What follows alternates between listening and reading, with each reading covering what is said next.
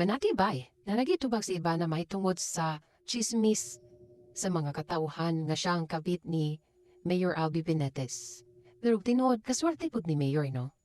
Pero gitubag na si Ivana paghuman sa iyang paghilom-hilom nga naghilom-hilom lang daw siya o gidedmalan niyang issue kay wala juday ka tinuod anay ni o wala juday ka matuuran pa is ingon niya.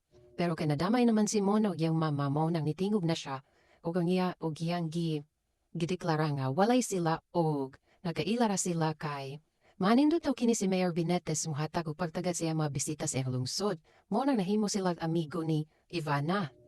O dili lang puro si Mayor Benitez ang iyahang amigo nga politiko. O makita po doon niya si Mayor Benitez nga usa ka respetado nga negosyante o dili lang politiko. Ay ambot, grabe na siya.